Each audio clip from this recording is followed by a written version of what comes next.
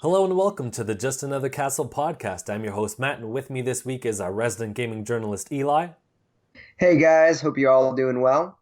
Yippity yip. Our pro gamer Mike. I got second place again on Saturday. You're not allowed to return until you get first, damn it. Yeah, why is he even on our show? Semi-pro. Oh my gosh. And our retro aficionado Unoclay. I am the handsome one. I'm the gorgeous one. I didn't know what that was at first, but then I recognized that's Jessie from Pokemon. I was gonna say you guys better know what that is. Yeah, like for 500 Jeopardy points, can you name the episode? It's a famous. Gosh, no. It's a famous one. It's like season 1. I have no idea.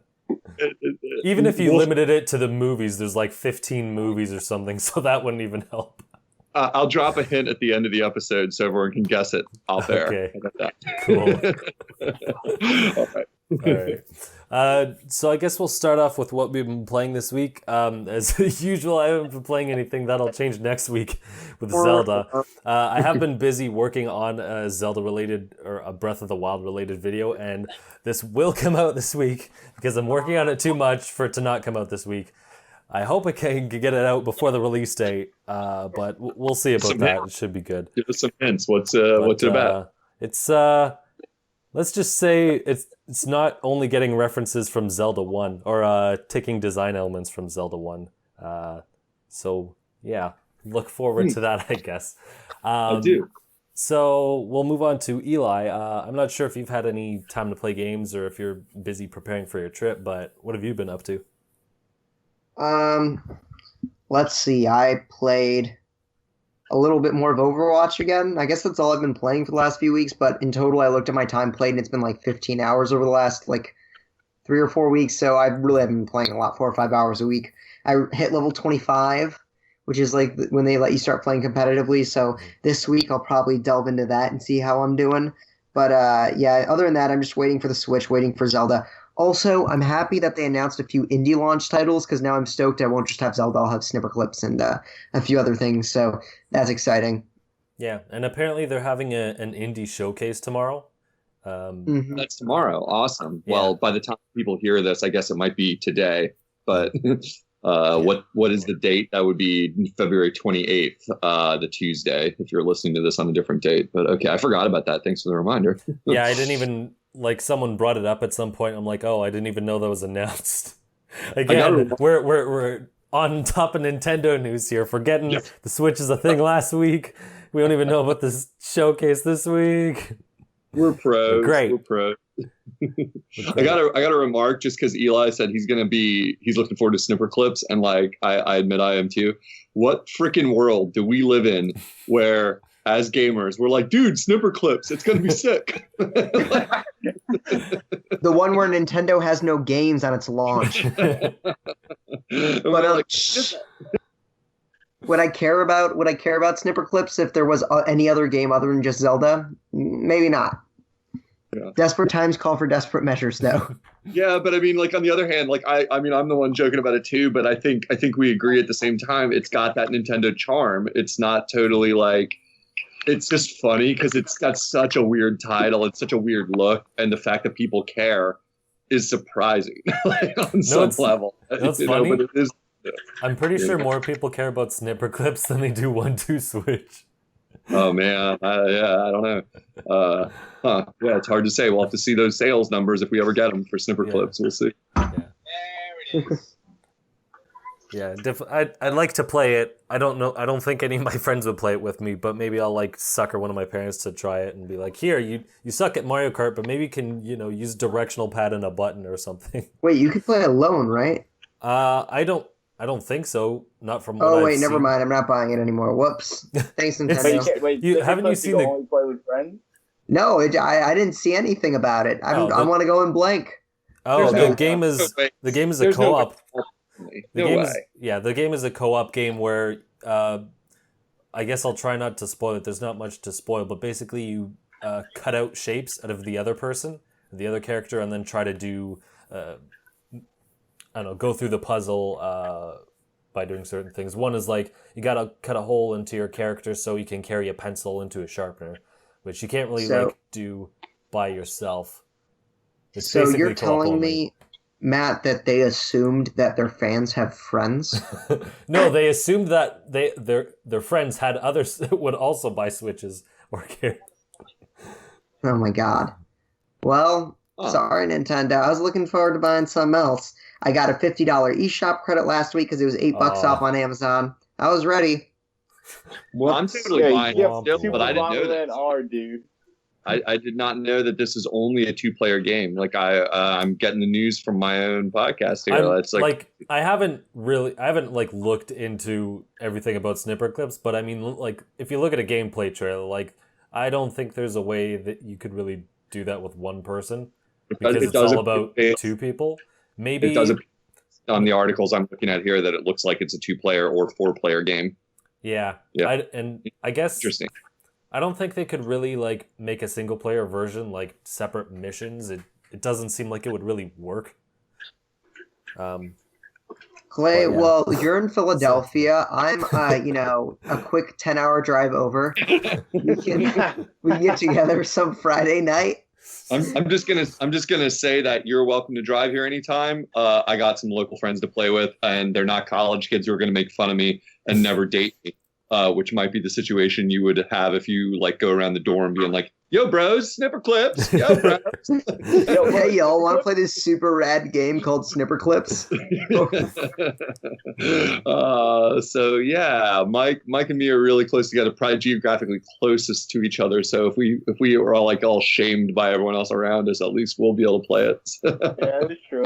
Here's the thing about the Switch. I'm not Snipper Clips because I'm no plebeian bitch. But, Oh man, hating on the clips. Yeah, Snipper Clips look like trash, bro. Straight up trash. Hey, Mr. Second Place, you shouldn't be talking about trash. Yo, Snipper Clips seems like a You're game talking Matt- about snipper I'm just clips, saying. bro. I'm just saying. Matt would like Snipper Clips. You know, he's like an art guy. Barely. But it does look yeah, cool. I mean, I don't know why you guys don't want Super Bomberman R. It looks cool, but it's $60 is way too much money It's for a $50. Bomberman. Whatever, it's close. It should have been like 20. Yeah, it's a lot of money. I have to agree there. I'm going to get it at some point when it's on sale. The same way, Mike, you're looking at 1-2 Switch being like, nah, I'm saving that, like for when it drops. Because I do want to play it a little bit, but not $40 a little bit. I'm like, Yeah, no. I feel you on that. I feel you. So, So, Mike, what have you been playing then? All right. What was the last thing I played, guys? Again? Smash 4. some trash Yeah, for, I bro. played that, and I played Kingdom Hearts, right, and got the platinum.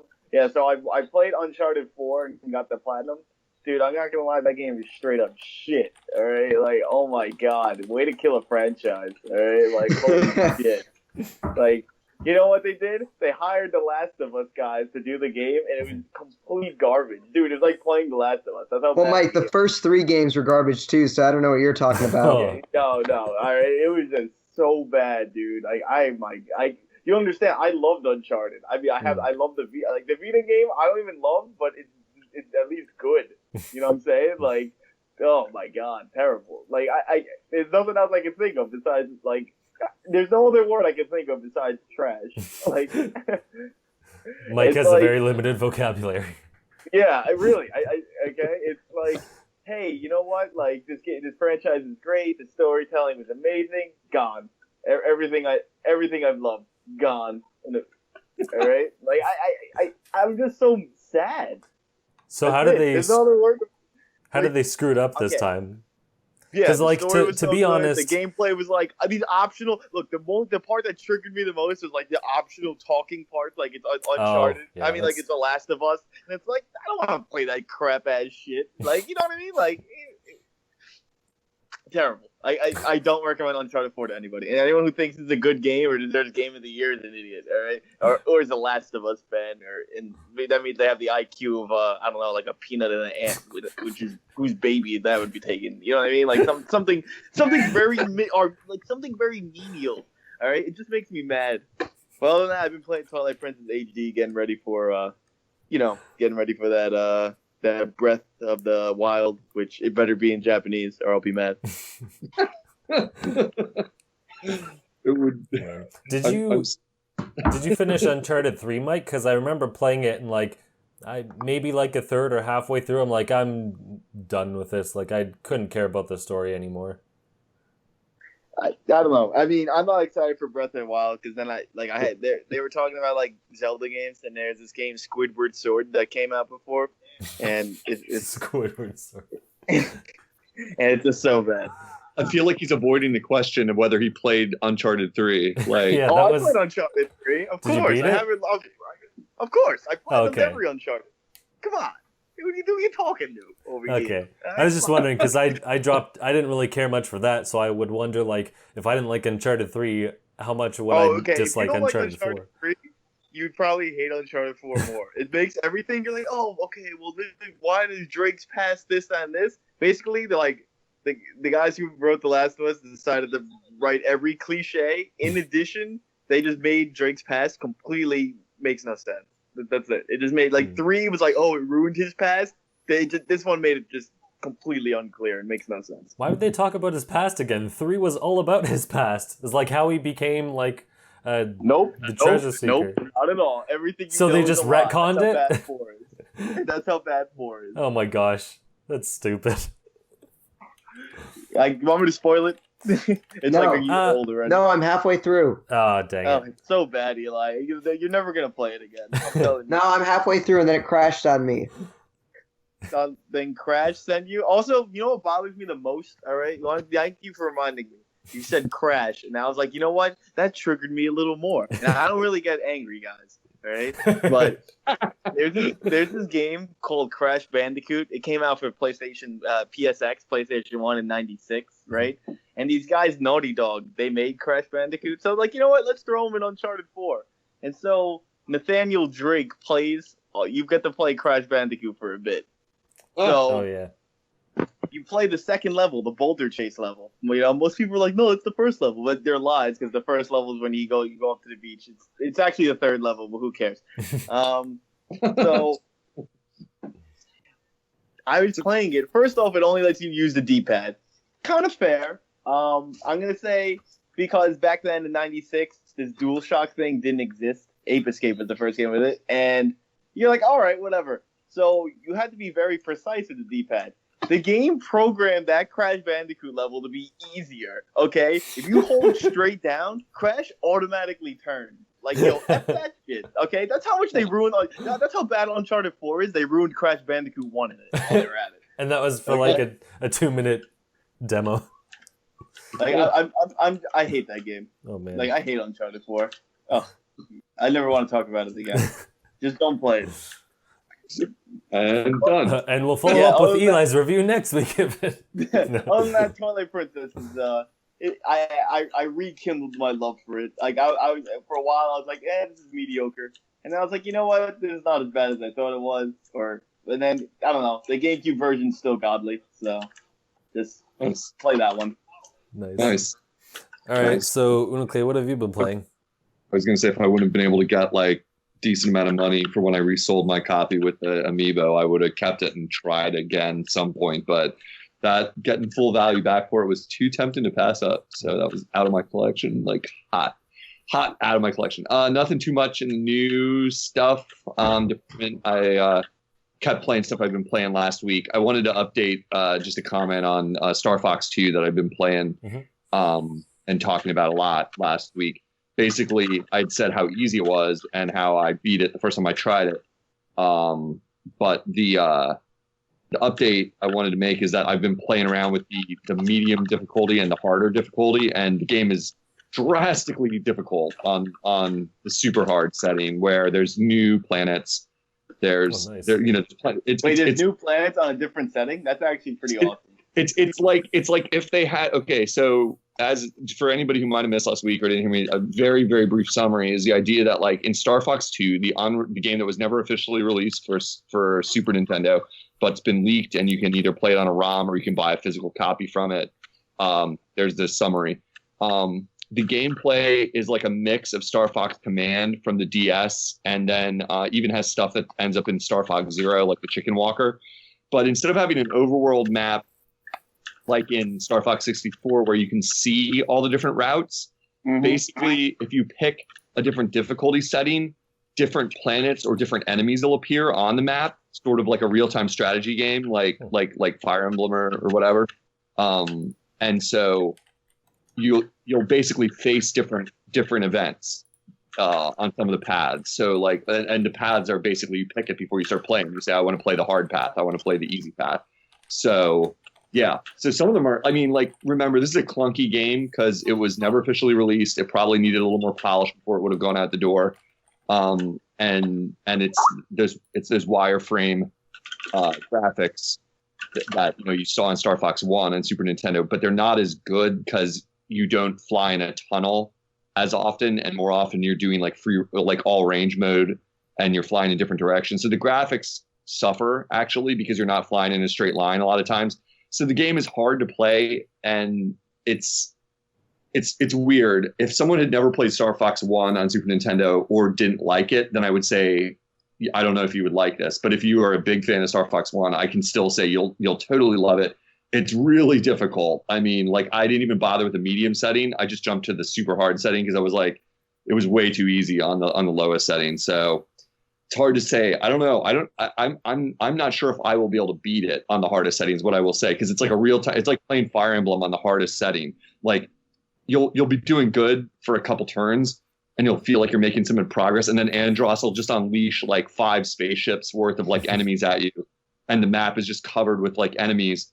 And the play mechanic is that you can either die by losing your 2 R-Wings. You basically get you and a partner. And if you both die, the game's over. No continues. Yeah, it's brutal. And the other way you can lose is the home planet. What's it called? Corneria? Corneria is under attack. And so it's like enemies are advancing across the map. And they keep advancing while you're in a mission. So like if you're on a planet battling, like or trying to finish off a boss, or you're fighting Star Wolf or anything like that, like the missiles will still be hitting Corneria, and it's got a damage percentage. And once it gets to 100, the game ends because the planet was died. The planet was exploded. So it's pretty tough. I like it a lot because of that. I'm like, wow, this is really gonna take some time to beat it. But I think at some point I'm gonna have to dial it back to medium difficulty and feel good about myself just being able to beat that, because the hard setting is like so hard. You're just like, this is insane. Like the map is covered, and I'm not fast enough at defeating the enemies to like get back to the map, fly back here, kill a missile that's heading for the planet, fly back over here, kill a base. It's just pretty tall difficulty, but very enjoyable if you like Star Fox 1. So when you change difficulties, is it like starting a new save file where you have to start all over again, or is it just you can do level by level? Well, to be very specific, it's like it doesn't you can't save your game. It's like classic SNES difficulty. So like, you got to finish it all in one sitting, or that's it. So like original Star Fox is the same way. You can, if you're really good, you can beat original Star Fox probably in like under an hour. I don't really know, but I'm going to take a wild guess and say in an hour, you could beat the whole game. And this feels the same way. Like the first time I beat easy, it was like, I wasn't kidding when I said I beat in like 30, 40 minutes. Like I was done, finished, like saw the credit roll, and it was like, huh. And I had no idea that, oh yeah, well, I got to just ramp it up. It's going to be a completely different game, and it's like I said, it's like Star Fox 64. You're going to see different things. You're going to encounter a lot more enemies, and then it really starts to pound on you. So it's neat because the physical copy I bought from a guy who hacked the ROM onto a cartridge. It has a save battery in it, so like it saves your scores and saves the difficulties you beat it at, and permanently retains them. So it's pretty cool because like I can turn it back on and see like, oh, the other day I beat it on easy with this many kills or whatever, and then you can check it out. So pretty advanced for a ROM hack, retro cartridge or whatever. It's neat. It's fun. Yeah, it's nice. Yeah, so that's it. That's the only thing worth mentioning. I'm still also trying to 100% Underdogs, and I was going to try and do it Underdogs, Watch Dogs on Wii U. But that game has a lot of freaking content in it, and I am not going to do that before the Switch comes out, which was my goal. I'm still very far away from 100%, it turns out, when I started looking at the menus. So yeah, still fun. Still like Watch Dogs 1. I know some people don't. I like it. But anyhow. Cool. So, all right, so we'll move on to some quickfire news. Just a couple of things a bunch of things I think that might be interesting to hear, but something you might not have heard, just past glance stuff.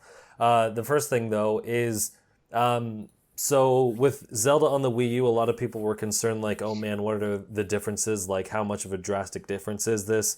At one point, it looked like it was using a different color palette, or maybe lights that were affecting the colors or something. And then someone reminded me in a comments section, actually, today, that they saw someone play the Wii U version because some retailer, like, started selling them early or whatever in France or somewhere, I don't know, along there. And it actually looks pretty much like the Switch version. It looks like the old version of the Wii U that we thought was going to be a lot different was just an old build. And because, they showed off the Switch, they're not going to show off a new version of the Wii U build because, why would they? Who cares? But I just compared some images and it looks like they're practically the same, even the fog to an extent. So I'm pretty sure there's going to be like shadow details are different and a bunch of other things are probably going to be more optimized for the Switch and stuff. But it doesn't look like the Wii U and Switch versions are just going to be like drastically different. Like they look pretty similar to each other. So don't worry about buying a Wii U version if you're doing that. That's just trying to justify PSA. the fact that it's not buying a Switch. Exactly. It made me feel better. I'm like, oh, now I really don't care about the Switch version. It doesn't. Oh man. Switch version obviously would have been nicer because I don't really like playing on the gamepad with that very low resolution screen. I mean, I kind of hate it for that reason, but I'm still not getting the Switch version. But it's good to at least see that like it's not a crazy difference or anything. So yeah. Yeah, totally. I think it'll be fine on the Wii U. I've always felt that way. I was like, they started making it there. They're not going to sell it short. They would have canceled it for the Wii U if they were seeing that it wasn't going to work. Like, on both places, they would have dropped it and said, "We're sorry. We got to devote it one way or the other." They're not going to put out a known inferior Zelda. It's their biggest, it's Mario and Zelda. They're not gonna ship it if it's broken or if it looks particularly bad. I would imagine. So I think I would feel totally good about playing it on that system. If I wasn't getting the Switch. So yeah, I didn't think it was gonna have like major problems. It was just like, okay, how much better is the Switch version? And it looks like it's not gonna be like as big of a difference as before. Sure. Obviously, then other than the portable aspect, but. Yeah, it's just good to see because now I don't feel bad about my purchase. It's funny because like hearing you talk about it makes me almost sad. I'm not going to play it on my Wii U. It's this weird nostalgia I have that I love my Wii U, and I'm like, man, like weird. Like it's not going to be on there. It's just a strange thing. That's weird. I'm the opposite. I'm like, yeah, the thing is dead. Let's just kick it to the curb and move on. And it's like, I can't. I'm not buying a Switch anytime soon, and I'm definitely not waiting months for Zelda. Like I'm getting it day one, or I'm just not at all. Grass is always greener, my man. So I'm like, well, I'm tied to this thing for the next year because I'll probably get that DLC when it comes out at the end of the year. So yeah. and there's Shovel Knight, and that's getting free DLC throughout this year too. And I don't feel like rebuying Shovel Knight if I already have it. So I'm like, great, there's two things holding me back on the Wii U still. Dang it. I mean, like your version might end up being a more valuable version for resale in the distant future. You never know. Like, since you're going to be buying a copy that maybe arguably a lot less people will have, it's hard to say how that'll all turn out. But in terms of value, who knows? You might be able to like hang on to that for a little while and get something out of it. Maybe. All right, so on to some quickfire news. The launch day update, it was horrendous on Wii U, but apparently on the Switch it'll be better. They said you can download it in the background and it won't disrupt gameplay, so we'll see how accurate that is, but supposedly it'll be better. The Switch has auto brightness, the new 3DS has this and whatnot. It seems typical because, they want to conserve battery, but it's nice to know it's there. They have an autosave feature, or at least a suspend feature. I'm not sure technically what is it, but basically before your battery runs out on the Switch and before it shuts down and whatever dies, it'll save your progress or at least suspend it in some form. So if you hook it back up to an outlet or whatever and turn it on, you wouldn't have lost your space. It saved it in some form or another. So that's nice to hear. the site that said that the Switch supports Bluetooth headsets is now going against that and saying it doesn't support Bluetooth headsets. So I guess we'll see what actually happens. I don't know, this is kind of weird for them to make a correction like a week later or whatever. I was always skeptical about that because I remember the source seeming a little like sketchy to me. Like, wasn't it like a translation or something? And it was just like one retail. I forget. Wasn't it like one retailer's website? And I was like, wait, that's how we're going to get this. I don't know. It was one of those things that seemed like a little bit like kind of pieced together news, quote news to me. So yeah, I wouldn't be too sure if that's wrong because Nintendo seemed to be acting like it wasn't going to do that kind of stuff. So yeah, and it might not support it because also to conserve battery, but there might be a way around that in some form. I don't know. You'd have to look more into that. The Switch can't connect to Wi-Fi hotspots that require authentication. So whatever hotels and coffee shops and whatnot. But not the first time. This is a big deal for me. I'm on university Wi-Fi. So after I pick up my Switch, I'm going to a friend's house at 12:15 a.m. to download the update to then come back home and pack before I go on my plane, and then, which my bus leaves for at 2:30 a.m. So it's a little bit of a pain in the ass. What do you mean not the first time? Explain. I'm not familiar with what you're talking about. So if you like try to use Wi-Fi in a hotel or like through an outside network like the MSU network, the university network, you've got to go through a browser to first log in or like authenticate, like in an airport or Starbucks, wherever you've done it before. And so the first time you do that, you can't. You have to download the day one update to have the ability to do that. Oh, okay. I see what you're saying. So you have to go through regular Wi-Fi first. I was thinking, well, why? How would they control you? You know what I mean? That's the answer. The patch needs to be downloaded first. Okay, got it. Okay. Yeah, I got it. Yeah. Huh. So some people were thinking this wouldn't be possible because they don't have an internet browser on it, but that would seem a bit silly. It is the case. It would be kind of weird if they had this portable thing and you can't connect to hotspots. But no, it's all working there. All good and dandy. This is somewhat interesting. You can transfer your funds from other Nintendo devices to Switch. So if you have money left over on your 3DS or Wii U, you can put it back. You can put it on the Switch instead. What I'm wondering about that is like, do we need to move it to the Switch, or like, isn't it all one wallet? Like, why can't I keep it in both places and use it? You know what I mean? Because I've got like $20 on my Wii U, / 3DS credit right now. So I don't want to move it over. I want to use it wherever I want to use it. And I wonder if we're going to be able to do that, or if you have to like actually say like on my Wii U, I have to like tell it, like send it to my wallet for the Switch. I mean, if that's the case, that's the case. But I'm a little unclear on that. So I guess we'll find out on Friday. Oh shoot, I linked the wrong source, so I can't really check it right now. But it might. I'm not sure if it's all linked because anytime I've bought something on the eShop, I've just used like exact funds. So it might be you might have more experience, but maybe it is all just one wallet, and they were just saying like, oh, if you have funds in another account, you just have to link your Nintendo account and whatnot, and then you'll have access to it. So that's probably what they meant. Well, I could see it going either way because we're making this big jump to the new network, the new Nintendo network thing. So it's like there could be a technical hurdle when it comes to money. Like, who knows? That it would be like, well, it's in this encrypted, like, bank account type thing.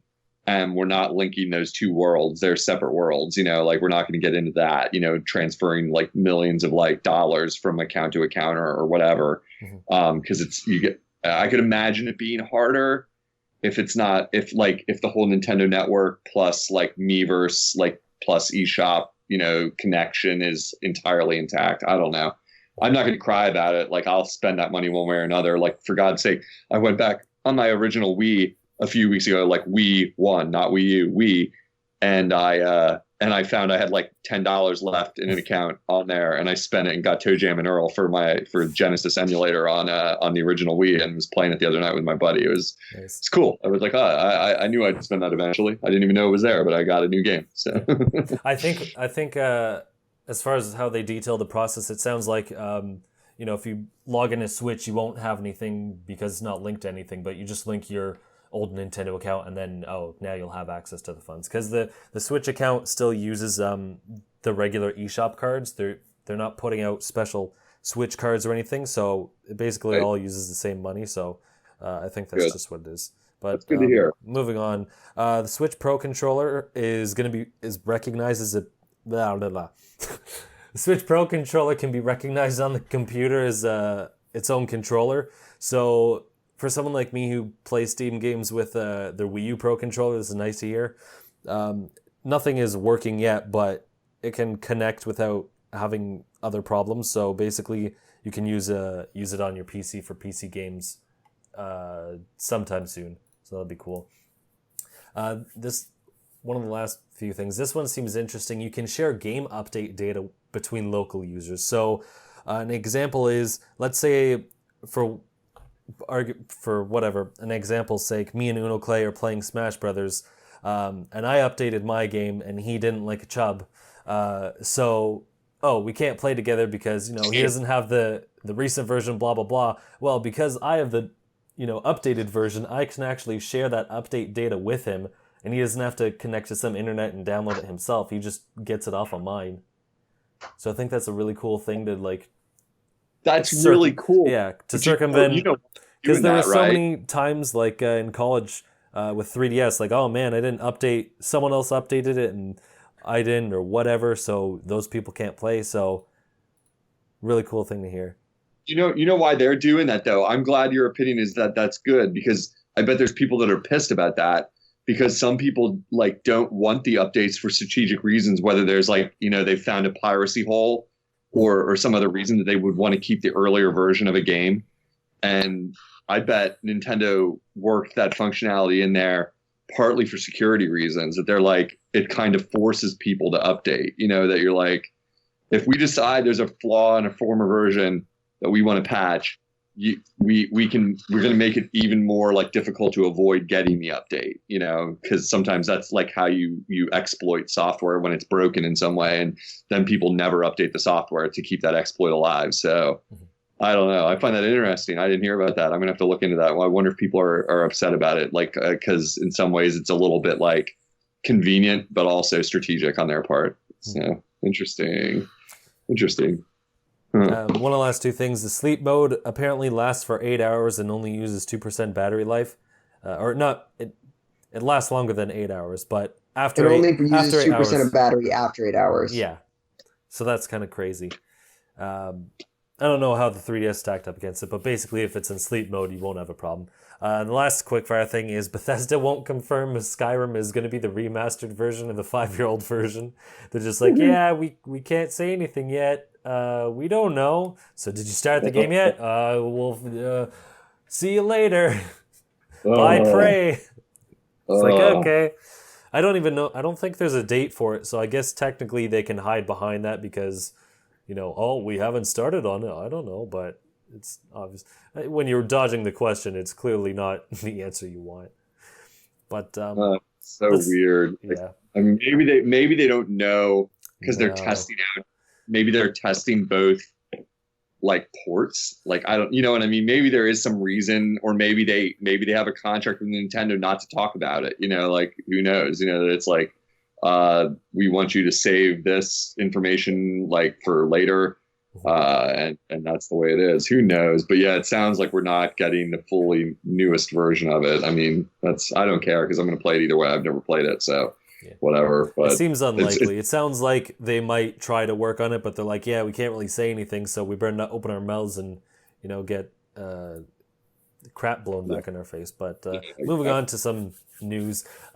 So I may not be getting a Switch, but the rest of you are. So is there any special ritual you have planned once you get the Switch? Are you going to go at a midnight launch, and are you taking off work to, get it? Because it's on a Friday as well. I know Eli's on break, but... Eli hasn't talked a lot, but he was previewing it. Eli, why don't you tell us what your ritual is going to be that night? Well, I mean, I talked a little bit beforehand, but, I am riding the plane, so I'm going to be picking it up at midnight, going to download the update at 12:15 or whatever, and I get back at a friend's room who has different Wi-Fi. getting on the eShop, downloading any new games perhaps that I haven't played since I do have about $50 in credit, and then hopping on the bus. I've bought a battery pack thing separately that should charge the Switch about 1.5 times. So if it runs out of power, I'll be recharging. I'm going on a road trip from Portland to LA, so it should be fun. Gonna have the Switch there. Gonna get some good headway into Zelda. That's but my ritual before I pick it up, of course, as I was telling Clay before we started, is I'm gonna bring a goat with me to GameStop. I'm gonna do a sacrificial encounter, right before I go in. I'm gonna spread the blood all over the windows so they know that something sacred is about to happen. So far, so good. And I'm gonna walk in, buy my Switch, walk out, and then I'll unbox it in the carcass of the goat that I've left. And then I'm sure GameStop can clean up and stuff. Like, they can figure it out. But how's that for a tradition, for a ritual? It actually reminds me of Star Wars. They cut open the Tauntaun and they go in there for warmth. You go in there and unbox your Switch. Dude, I remember crying when I was little over that scene, just for a side note. I was like, oh, Tauntaun. Like, man. How many system launches have you done this ritual for, Eli? I mean, I would imagine your local GameStop is getting sick of the window washing bills and just... Yeah, no, that's why I actually came to university. Now I'm in Michigan, no longer in Colorado. They got, something about, like, not open intestines or something like that. Like, they got a little bit salty. So they said no more buying consoles from GameStop, which is why after the 3DS launch, I went to Walmart to get my Wii U, and then they're like, sorry, we can't have you over here either. So I decided to move to East Lansing. You gotta do it. Good old East Lansing, man. I was there for business back in the day. I forgot about that. We'll have to talk about that sometime. Nice. That's sick. But what animal are you guys sacrificing? Well, it looks like Mike. I mean, I do have a cat near me, but oh, not your cat. If anything, I'd be more worried poop comes out of her with how much she poops. This ritual sucks. Anyway. For me, for me, I'm just gonna come clean. I don't want anyone to be too freaked out. It's all about scented oils, satin sheets, lather my body and do some ritualistic chants, as I unbox it with like dainty, like froofy gloves. I don't want to get any fingerprints on now. Rituals. I thought that was an interesting question when you posted that to us. Like, for me, I can say I've been at quite a number of Nintendo launches in my time. I don't know that I have one consistent one. I am going to go to the midnight launch. We're having one here in Philadelphia. So luckily my GameStop is participating. So I'm going to be down there. I did switch my pre-order of Binding of Isaac to 1-2 Switch. I know if Mike was here, he would protest that decision, but at least that means I'll have a game to play when I get home, along with Zelda, other than waiting for Isaac to come out later in the month. So ritual. This is, I guess the honest answer is, like, strangely, in spite of like loving video games and being really into them, I kind of have trouble in the middle of the day, like sitting down and playing video games. Like I just, it's hard to put into words, but I have trouble relaxing and just like sitting there and playing it for an extended period of time. I kind of feel like I'm wasting my life. Like, it's like I should be doing work or like doing stuff. I think it comes with being an adult. Get back to me, guys. Like, but like, it's so my strategy really will be, I'm going to get it at midnight. I'm going to get home. Who knows if I'll be able to get into it like before I go to bed. I'm not going to take off work to play video games on the Friday because I only get so many PTO days a year. So, I want to save them and for vacation and stuff like that. So unfortunately, no, I'm not going to I could probably stretch it till 3 a.m. So assuming the patch and the first update and setting it up doesn't take me too long, and assuming the line at GameStop isn't too bad, which it probably won't be. Around here, it's not going to be like this like huge event where I'm going to have to wait for an hour to get my system. It'll probably be 15 minutes. So I could probably theoretically, if they start on time, be home by 12:30, 12:45, plug it in, unbox it, take my time with that. Like, look how shiny it is. Like, look at all the stuff in the package. And then see how long the update takes. So assuming that takes like 30 minutes, like let's be generous and say 30 minutes, maybe I'll be actually playing my Switch by 1:30 a.m. or a little later. So most likely I probably wouldn't even put Zelda in. I'll probably just put in 1-2 Switch because it's a lighter, you know, quick experience. You could probably play through all of it within the 20 minutes, you know? Oh, man. By yourself. Oh, I thought Mike left the podcast. Zing! It's trash. But no, I'll probably play with that just because I mean, like we agree, like everyone on Earth knows this is the Nintendo land. This is the Wii Sports of this particular Nintendo console. Not even the caliber of those. Well, we don't know yet. We haven't played it. Like, let's be fair. I mean, like Nintendo Land at least had like effort put into it. To be fair. I mean, I don't know. I mean, it looks fun, not $50 fun. If it was like $10, it'd be fine. We'll talk about it next week. Yeah, you know, I'm gonna judgment. Like, I mean, like, you know, like on what it is. It doesn't have personality from what we can tell in the same way like Nintendo Land does, but neither did Wii Sports, and Wii Sports hit it out of the park. I mean, I guess you could say Wii Sports had personality because it had Mii's, and that was when they were new. Mm-hmm. So it's like that was the personality they were aiming for. In retrospect, it looks like generic. You know, you're like, it's just a generic motion game, but it was revolutionary and it sold more consoles than anything on the planet. So, you know, I guess I shouldn't judge it, you know, like in retrospect that way, like, because I loved it like everyone else. Like, but so I'll probably just play with that. You know, I'll play with the user interface. I'll mess around, see what the system is like to operate. You know, take it in and out of the cradle. Just do some basic system tests and that kind of crap. Because I'm not going to dive into Zelda, which I know, like, part of the reason I tend to not like some games like Zelda or even some Zeldas is because they take forever to start. Mm-hmm. And I really am not someone who likes that in a game. I want to be playing a video game. I don't want to be watching cutscenes and clicking through text boxes. I get annoyed even thinking about it. Like, I just don't care. I know I need to save Zelda. Just let me play. You know, like, it's you know, so, like, I'm not going to start that and have my first experience be like, hurry up, I got to go to bed. Hurry up, I got to go to bed. You know, I got to set the right amount of time aside for that. So, yeah, my ritual will probably be play with the box, look at all the stuff, admire it, get the feels from a new Nintendo system, and then rattle some ice cubes in a glass, and that'll be my night. so who knows? You know, I guess that's it.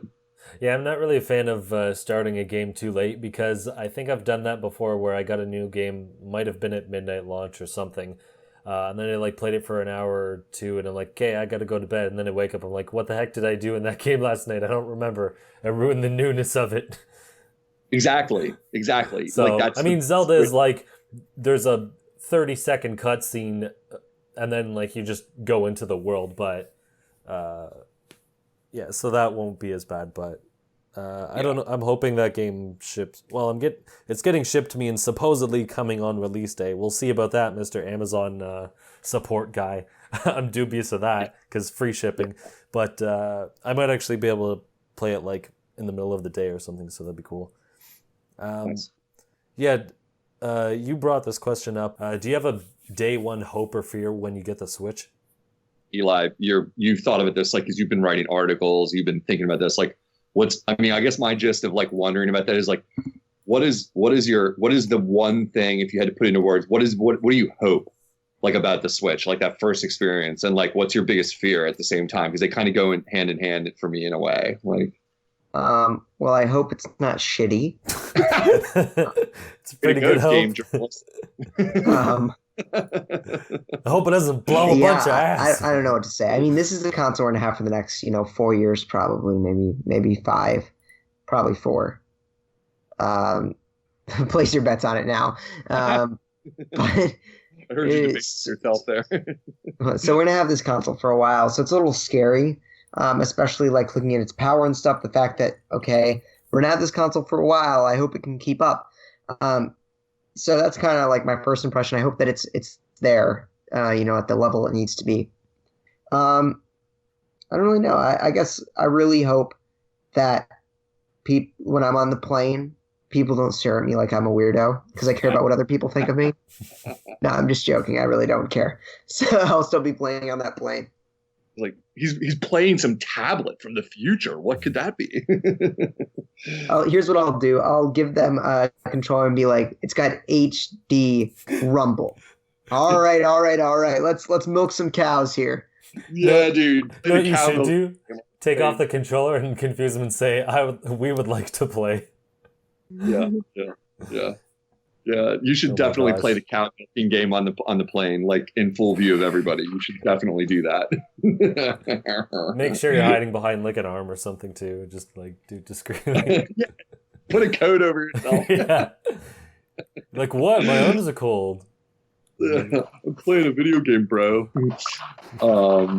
That's funny. I mean, for me, like, ever since they started talking about the Joy-Cons on syncing, I guess my biggest fear would be like getting a bricked or broken system. If there's like some percentage of systems that have a problem, the way, I mean, many systems, not limited to Nintendo, have problems day one or have like issues, like when the system launches and you can have, the red ring of death or whatever, you can have all kinds of different stuff go wrong, and what if like some percentage of the systems have something wrong with them that we were hearing about the other day. That's like, oh, some of the Joy-Cons are on syncing. So I guess that would be my biggest fear, that it would be like, oh, I get one of the systems that's like busted, and then it's like a month till I get a new one, like till I can get it back, and then I have to look. Well, then that time you'll actually have like 2 games to play instead of just one. Yeah. Yeah, no, that would be my biggest fear. I mean, like that's what I mean. Like, it's easy because it's in the news and we don't really know what the deal with it is. I mean, my hope would be that the patch is quick and seamless and everything works well. Because like for me, maybe my biggest hope would then tie into like, I don't want to see Nintendo get slammed in the media for some like failed launch, because that would be the worst thing that could happen. It would be like, well, even if they launch and there aren't a lot of games, and for the next, year, it's a building year where it's like 3DS going through the growing pains of like being a new system with a small library and having to like catch on. Like, I don't want to see Nintendo get beat up because some like technical issue crops up that, maybe they couldn't figure out in beta till they went live with it, or something like that, or like there's a hardware manufacturing problem that there was no way for them to know until it was out in the field. And then it was like, oh, there's a chipset that was busted in this particular shipment, or whatever, that kind of stuff. So kind of ties into my fear about getting a busted like system like myself. So hopefully nothing like that. I see Mike's back. Mike, what are your hopes and fears? Is he back? Apparently, just the ghost of him. Oh, my bad. Yeah, sorry. I get to that. I'm in like a bad spot. I didn't know if you hear. We were talking about like what do you have any hopes or fears for day one? Like when you get the Switch this Friday, what are your like biggest hope or your biggest fear? Well, obviously, my biggest fear is obviously Breath of the Wild. Like, you guys know that. Like I'm just so scared for the game, man. You know what I mean? Like I don't know. I've been disappointed by the last few Zeldas. So I'm just worried, man. But other than that, I mean, I'm kind of going into it more of like, I'm not excited for anything. I'm just happy as a fan. That's what I'm going in as. Like, I just want it just because I like Nintendo. Like, and that's it. I mean, it's funny. If I had the opportunity, I would pick up every Switch launch game, even like you know what I mean, like even snipper, clippers, and dippers, whatever kids call it these days, and. I mean, I was like, should I get a 1-2 Switch? Should I do, should I, I definitely want Bomberman. I definitely want Breath of the Wild. But it's like, do I want all these games? Like, I'm just happy, Like, I don't really have any, like, fears. I'm just excited, dude, for Thursday midnight, and I'm just ready to kick ass, dude. You're not going to Nintendo World to get yours, are you? You're going to, like, your local spot near you, right? Yeah. I'm going to my local spot. I don't feel like, waiting 3 days and all night and waiting around the block. Like, the only time I've been in Nintendo World like 3 times. I met once was when I met Reggie, but I was there for when Smash Wii U launched, and I know the guy who runs it, like the head manager, so I was able to sneak the whole line and get the game like in front of like the crowds and stuff. But dude, you don't understand, like it gets so packed. Like, New York City's got some big blocks. Those Yep. things are completely full both ways across the street, like completely full. Crazy. I've been there like a ton of times, and the blocks where that is, for people who haven't been there, are absolutely enormous. That's where Rockefeller Center is, like 30 Rock. It's like the biggest blocks in New York City, practically. Like, Yeah, they're wide as, like, you know what I mean? Like the streets are smaller than the actual sidewalks there. Like the streets are thin and the That's sidewalks are almost huge. true. I think that's like almost true for sure. Like that's crazy. Wow. Yeah, that's crazy. I didn't think you would be, but I was like, I didn't know if you could resist it. Like it's like you're. Yeah, I know. I always tell myself to do it, but it's like at the same time, like, look, like, I mean, I do my waiting at theme parks and like cons and shit. I don't need to wait for a system I got. Like, I mean, I always tell myself too, like, hey, we got more NES classics on like random Tuesday mornings, and I'm like, I should get up, and then like I'll look and it'll be sold out because people are just crazy over here. Yeah, dude. So, Yeah, dude. That's crazy. Right on. I really like your answer about your biggest fear being Zelda, because like that's a really good answer, because it's I wouldn't think of it that way. For me, it's like I have that fear too, but clearly, even though I'm a lifelong like Zelda fan, like my interest in the series is different than what it once was. Because for me, I'm like, it'll probably be good. It looks like it's Monster Hunter Light or Zelda plus some aspects of Monster Hunter or something else. I don't know. I'm kind of excited for it. I'm hoping I'm in a good position with the Zelda game, because I'm like, I haven't watched barely any trailers. I barely know anything about it. I know that the previews have been really good. So that's really good for me, but I'm going in with kind of medium expectations for it, where I'm like, if it's exactly. Like I'm not a big fan of Skyrim, and I hate like how like every like kind of not real Nintendo fans got making the Zelda formula change, and it's like, I mean, I only watched one trailer, and that was like not the most previous one. It was the one that launched during the Switch Direct. You know, that was the only one I ever watched. Yep. So it's like, Yep. So I'm kind of So I'm like super excited for like just seeing what it really is, and like I said, I don't want to get like too excited, because I did that for Skyward Sword and it just didn't pan out the way I wanted to. Yeah. So I'm just going in like, hey, I'm just ready for a new game, and what's Nintendo gonna bring. Honestly, I'm super hyped for what do you call it, Mario Odyssey. Like that's actually excited. Like I've been waiting for a Super Mario 64 kind of game for like, you know, since '96. So we're gonna see how that goes. Yeah. I agree with all what you said there. That's cool. That's interesting. What else you got for us, host with the most? All right. I mean, I was thinking of ending on a good note. You didn't really answer it, like, but I mean, you're not buying it, like, so like on day one. So I don't know if you want to answer the question yourself, like the hopes and the fears. Like, you're just going to be watching from the sidelines, sort of. So yeah, pretty much. You know, so interesting. Right on.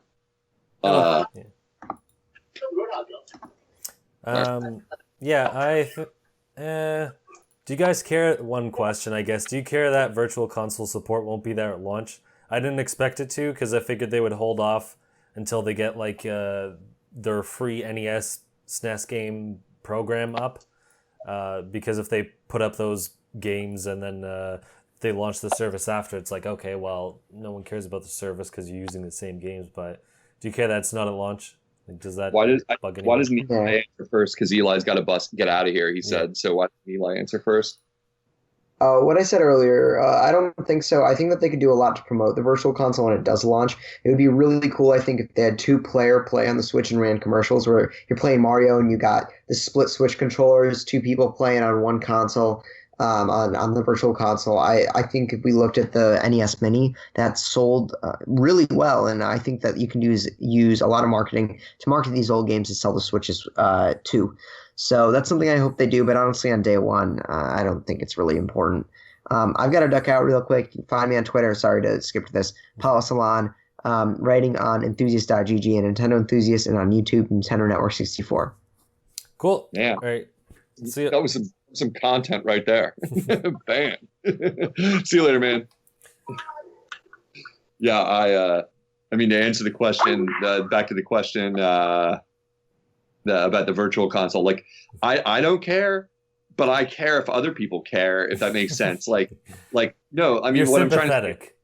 I'm trying to I care the most if it makes a difference for people buying the system. Like, because I don't care. Like, I got stacks of freaking games in this house that are quote retro. Like, to me, they're just like a little older than the new games, you know. To me, I'm like, meh, you know, it'll be neat when it comes. I'm looking forward to seeing what they're going to do with it on the system. But would it be something I'd be buying on day one? Not at all. Like, I'm not buying a brand new modern console to be pumped so I can download my 10th version of NES Donkey Kong, which is a flawed version anyway, you know, like, it's just like, you know, it's like what, why, you know, like, but I mean, if my big concern would be like, are there people out there that care and are going to complain a lot about this? Like, it's like, well, yeah, people are going to complain. I just hope it's not a lot of people that care that much. Like, cause I mean, like they should do it right. They should have it ready. And when they launch it, they should have a lot of games in there. No, they won't. I know there'll be like 5 games, and it'll be Donkey Kong and Donkey Kong Jr. and Super Mario Brothers Donkey and Kong Jr. Math. Yeah, well, yeah, come on, but I want that one, yeah. Like, I know. but I know not to get my hopes up too much for it, and I know there's a lot of licensing that goes on with that stuff and makes it complicated for them to do it right. But I mean, to me, I'm like, whatever. Like, it's more important to have the eShop. And they're going to have that. So that's all I care about. I'm like, eShop is ready. Good news on that. If the virtual console wasn't quite ready to go and you don't have stuff ready to put on there, then yeah, save it. Put it out later this year when, you know, whenever there's like time to get to that. So yeah, I kind of felt the same. Like, yeah, launch day, who cares? Why are you buying a new console and caring about, you know, the 10th version of the same game you've bought a million times from like 30 years ago? Like, I understand, like, it's important that they have it at some point, but I don't think launch day matters. No, Matt, I was gonna say, I think Clay said it best though. Like, say you bought it already and you have the original copy. Like, it's nice once in a while, but like, to keep buying it, like, the fact that people care so much about it, like, I guess it's an important selling point, but for us, like, you know, it's crazy how that really sells the system for somebody. Like, you know, people just literally want to play the same game over and over again. And then people complain about it when Nintendo re-releases, what do you call it? Like Super Mario Brothers 8,000 times. But for some people, it turns into that. And I think it's more important on this system because it's a handheld hybrid. You know what I mean? So now they can carry these games everywhere that they go. And the 3DS, it didn't have a Super Nintendo VC or a GBA VC, you know. And this, I think, with the Switch, it should put every VC, like not just this GameCube rumored one, but from N64 down to GBA. You know what I mean? And then, like, they're trying to put all their money into this, so yeah, why not? You know, like, I would love that. Like, I would love to replay GBA games. Like, I bought Superstar Saga for my Wii U. Dude, I don't think I ever touched it on my Wii U, to truly be honest. And I love that game. It's like one of my favorite games ever. You know? I always think about the problem for a lot of the games that we want them to re-release on Virtual Console. I mean, most systems, like, they can do it, but the N64, because of the controller layout, becomes a challenge for VC, and then, you know, you run into it for a few other games where it's going to be a tricky thing. But I mean, they've mostly got it under control, you know, for like everything but N64. I think they could handle. I'm just hoping, like, you know, they've got the operating system set up in such a way that they can put those games on there. Because I agree. I mean, if the system starts to sell, why wouldn't they? Like, well, it takes a lot of effort. It's a lot of money. It's a lot of time. There's licensing. There's all kinds of porting issues. There's all that stuff they got to do in the background. It's not as simple as, I know that the guys on the IGN podcast always put it this way. It's not as simple as drag and drop. They can't just, like, you know, put the game on there and be like, done. It's a lot of work. And I what get the hell, they can't? I know you think so, but, you know. I was like, yeah, I can do it. You guys can pay me $1 million a year. I'll just drag and drop this file. Yeah, I mean, it's just like, it's always hard to remember that, because you're like, even when they do the little things that, like, seem little, like putting save states in and all that kind of stuff, like, there's probably a heck of a lot of work but in the background that goes into it, and then they got to weigh the costs. They're like, look, we know how much we're going to make off this because we can see based on the other games we put on there, and it's going to cost us this much money to do it. So is it worth, like, assigning these programmers over here to do that, or is it better to have them working on, like, Snipper Clips 2 the return of Snipper. You know. Oh shit! Snipper Clips 2 already confirmed? Get your pre-order out, Mike. Jeez. Oh my god, bro! Game of the year edition already. But yeah, so I mean, for me, I look forward to seeing what they do with it. I mean, it's funny because like I'd rather buy, and I know Mike sometimes is this way with a lot of old systems. He might want to play them on the older systems. Oh, I love that. It's just made better, dude. You know? Yeah, I mean, and we're the minority. I mean, we know we're the minority. The vast majority of people want the convenience, and that totally makes sense too. You know, to want to have it. So it's like funny because I'm not sure what I would want at a virtual console, like really, other than like maybe games that are so far out of my price range, I will never be able to afford them. Like Little Samson, you know, or like stadium events or something like that. Man, you know, that'd be crazy. You know, for them to put them on there that I could play those on a real Nintendo system. Because like there's days when I lay there on my bed and I think last year Little Samson was only $800. Now it's like $1,200. You know, like Jeez. I should probably get a copy before it goes up any higher. You know, and then I'm like, dude, listen to yourself. This is an investment. It's not even a purchase anymore. Yeah, Is Stadium Events the one that they had some competition for, or is that just like an average NES game? No, you're thinking of the Nintendo World Championships card. Oh yeah. That's Stadium Events is effectively a random cartridge that was not popular, and I don't really know, and I could be misquoting here, but I think the same exact game or something very close to it was released under another title or another SKU. So it's just like, it's almost like a variant of an existing game. So it makes it even rarer, you know, but I could be getting that all wrong. I purposely never learned a lot about it because that's a good way to open the door to start thinking about buying it. You know, you're like, I should get one of those, you know, not that they go on sale very often, but, you know, I do personally have a friend who had it once. So it's, you know, it's, you never know, but, he does not own it any longer. He figured it was better to pay his college loans, so he sold it. So. Yeah, that's definitely more important. Yeah, hopefully the Switch is successful so that they actually like put money into porting games to the Virtual Console, because I think at this point they probably could do game. I don't want to say for sure because obviously I don't know technical specs and you know I can't say for certain because I don't know jack all, but this might be the moment where like they could actually put GameCube games on it. I don't know if Wii U would be able to run the emulator or not, because I think you need at least a decent computer to be able to run it. Basically, with emulators, you have to have a device that's more powerful than the device you're emulating just to run it. I think Wii U games definitely aren't going to come over. That's why they're doing, you know, the remakes or the ports or whatever. But like Wii was on Wii games, you could get on. Well, actually, no, they probably could get GameCube games on Wii U because they had Wii games. So, but still, I think this is probably like the best console where they could bring everything over because it's because it's portable. You can take it anywhere, and because it's running on like modern hardware, whereas the Wii U was running on technology like that the GameCube had, basically the PowerPC, whatever. So I think this is probably like the perfect point where they could actually put that all together. Now, getting games from all these consoles would be, you know, a huge undertaking, but maybe if it sells well enough, they'll actually like make a team that puts effort into this rather than, you know, Joe Schmuck. Yeah, what's the game you're putting on the Virtual Console this week? I don't know. It's my only job, and I don't have enough time to put all these. I got one. It's like, that's good enough. So it's absolute. You know, you gave me a new thought that I'd never thought of before when you were talking about that. The interesting thing that that could benefit them here if they do want to go the route you're thinking and like go big time with like GameCube and all the systems they haven't handled as much yet, like N64, dig into a little more. The thing is, like, we all know the sad story of Nintendo is that like every system for the last several systems has not sold very well, and they've had decreasing returns on sales, like again and again, where it's getting the cone is getting smaller for their audience.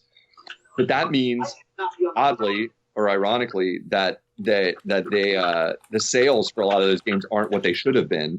And if Switch would take off, the way a 3DS did, that means you have an audience, a significant audience of people who may have never played games on GameCube. Yeah, Mike, I can hear you totally. Sorry, Sorry about that. It's okay. Yeah, it's like there could be a significant audience of people who've never played some of the best games like out there, and then that's a sales opportunity. It's like, like, hey, like GameCube didn't sell that well, sadly. Now there's this, like, if we can double the install base for a Switch over GameCube or something like that, get more toward 3DS numbers of install base, you've got built-in sales when you start releasing games that were popular on GameCube and people have heard of for years and they've never played them. So I never thought of that before, but since they're combining the handheld and the console world now, it could be a chance, to get going with some of that stuff. So yeah, you get a lot of people you get a lot of people who also will like never ever buy a handheld. Like, you know what I mean? You're like, oh man, like I love Nintendo, and it's like this guy never played any Game Boy game from GB to GBA. You know what I mean? It's like you got to look at it in the fact where like people are like, oh, I only play main game series. Some people only consider home consoles as actual consoles. Like my older brother was one of those guys. Like he would never play any handheld game at all. He would only play like home console games. Like he never played a PSP.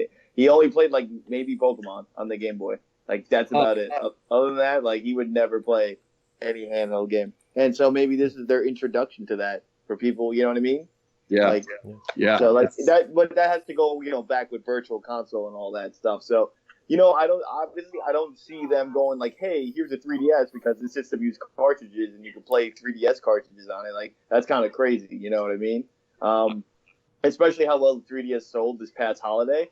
But I would say, why not regular DS games, or why, you know what I mean? Like that could be possible. Like, did they do that for the Wii U, or they like attempted to do it? Like, I mean, yeah, they did.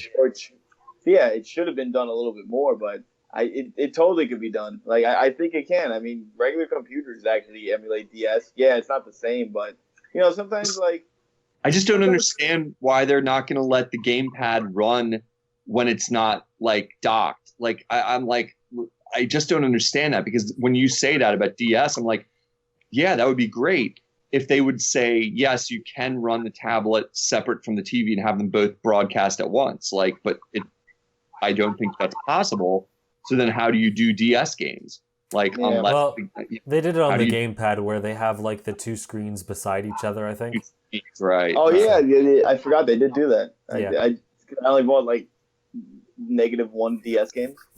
Yeah. It's not perfect. I don't love it, but it's possible, I suppose. I don't know how you fit it on that screen the way you would need it to, but I guess it's possible. Yeah. There would be a compromise for sure, but I guess I'll close it out soon. But yeah, it would be really interesting to see, because the last time people really cared about Virtual Console was with the Wii when it was new. It was kind of like this renaissance, like, holy shoot, like you can buy all these classic games that basically no one has ever, been able to buy for decades now. Like, obviously you could probably pirate a lot of them, but this was new to, like, not everyone did that. So this was like a whole new thing for people. And they put all these Virtual Console games on there and got, other developers to put them on too. So I think they could have that sort of renaissance again with Switch if they did like a wide variety of consoles, not just like the NES or SNES, because at this point, like, no one,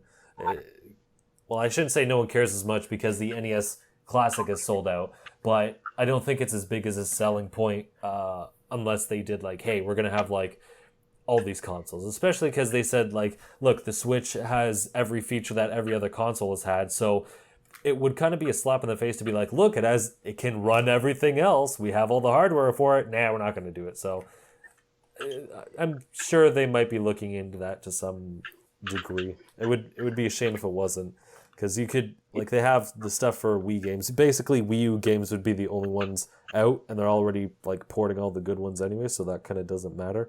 But yeah, not all the good ones.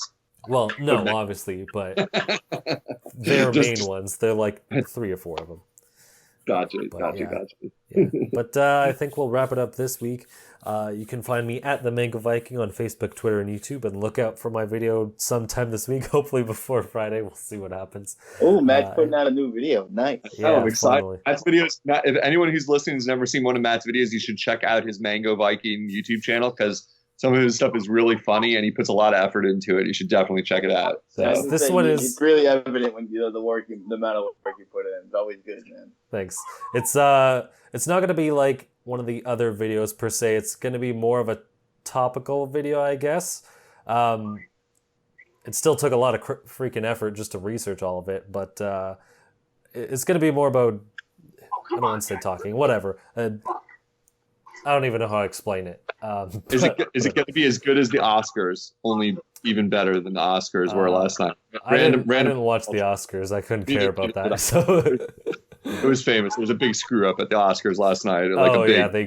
They said one movie and it was supposed to be another or some nonsense. Yeah, totally. It can't be worse. It can't be worse than announcing the wrong Best Picture award and then like having to take it back on stage and being like, sorry. We gave the award to the wrong people, and the wrong people are now on stage. That sucks. It's still fun. Got to be better than that, right? Yeah. But anyway, Mike, where can people find you? All right, guys, you can find me at Choiceful Buster on Twitter, and then Craig as an AF on Twitch, and I put out like 2 videos on YouTube, Gaming Night Live. So Nice. expect a lot of Breath of the Wild, some Switch stuff, and probably a lot of Super Bomberman R on the YouTube coming up. So hope you guys enjoy and Gaming Night Live. Cool. Nice. And Unoclay, where can people find you?